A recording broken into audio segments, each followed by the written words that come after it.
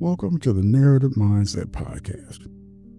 If this is your first time tuning in, I definitely appreciate it.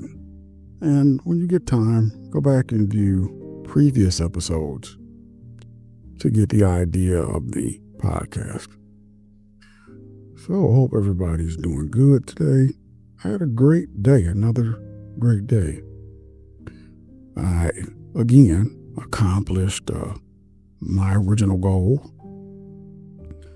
If you've been following the podcast, you would know that I'm a rideshare driver and I made a goal of $200 a day. It's not that much, but when you add it up over 7 days, it comes out to be quite a bit. And for those of you wondering, like, hey, how can you do 7 days? Well, I do 7 days from 4 o'clock in the morning to about 12 or 1. I got a couple of cheat days in there where things are going good. I may get off at like 10:30 or something like that. So that helps. But I have my entire afternoon off, so that really helps. Really. But enough about me. That was another week down. As I continue to say, growth is the most important. I'm Gerald Tabb, your host, and today's episode is going to be about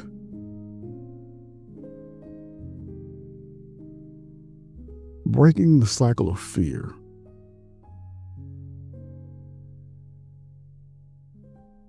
There are moments when fear doesn't show itself through panic or loud emotion. It creeps in quietly through hesitation, through second guessing, through the voice that tells you not to try because you might fail again. It doesn't always come as a storm.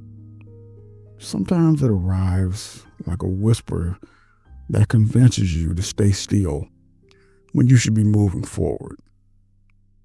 I remember standing at points in my life where the decision in front of me wasn't even that big, but the hesitation made it feel like it could change everything. That's how fear grows, not through force, but through the illusion that standing still keeps you safe. As years pass, you begin to see how much fear shapes behavior.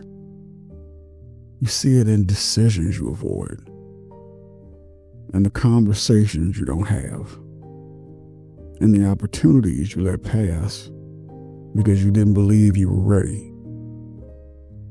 Fear disguises itself as logic sometimes.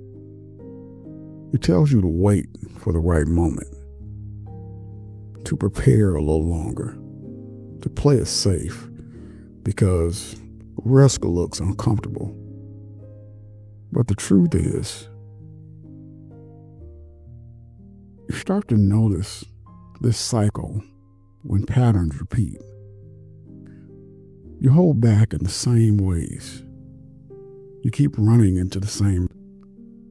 It takes consistency to maintain that freedom.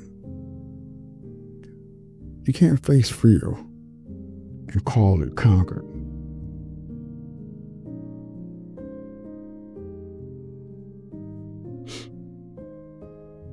You have to name what you're afraid of, not in theory, but in detail. You have to admit when it's not failure that scares you, but what people might say about that failure. You have to admit when it's not pain you fear, but embarrassment. You have to be real about what's stopping you. That realization hurts at first because it forces you to confront your own walls. But once you do, you start to see that fear is not a single moment. It's a pattern built from past experiences that went unhealed. Somewhere along the way, you convinced yourself that the safest way to live was to avoid pain at all costs. What you didn't realize is that avoidance is its own kind of pain. It drains your energy. It keeps you replaying scenarios that never happen. It steals the possibility of growth. The turning point comes when you recognize that fear is not meant to disappear. It's meant to be understood. Everyone feels fear. The difference between those who move forward and those who don't is how they respond to it. Some people try to fight fear like an enemy, but that only gives it power. Others accept fear as a companion, not a friend, but a signal. It shows up when something matters. It shows up when there's growth on the other side. Once you see that, fear loses control over your decisions. In the past, I thought being fearless meant being untouchable. If strength meant never flinching, never doubting, never hesitating. Now I understand that courage isn't the absence of fear. It's the decision to act while fear still exists. Every meaningful thing I've done came with a heartbeat of hesitation. The difference was that I moved anyway. That movement broke the cycle. Every time you move through fear, you prove to yourself that it can't stop you. You weaken the grip it has over your life. When you reach that point, the cycle of fear begins to lose its structure. It can no longer control your habits because you see through it. You understand that the moment fear tries to freeze you is the same moment you have to move. Not recklessly, not impulsively, but deliberately, with awareness and purpose. You're not fighting against fear anymore. You're working through it. You're transforming it into focus. The truth is, everyone has something they're afraid of losing. Control, love, reputation, or peace. But when you stop letting fear decide what's possible, you take your life back. You start living based on your values, not on your triggers. You build a foundation that doesn't crumble every time the unknown shows up. You become someone who feels the fear, acknowledges it, and still follows through. That's the real freedom. That's the real break in the cycle. When I look back at the earlier moments of my life, I see how many decisions were shaped by fear pretending to be logic. But I also see how much changed once I stopped giving it control. The doors that opened, the weight that lifted, the energy that returned, all of it came from one decision: to stop letting fear sit in the driver's seat. You can rewrite the past, but you can stop letting old fear create your future.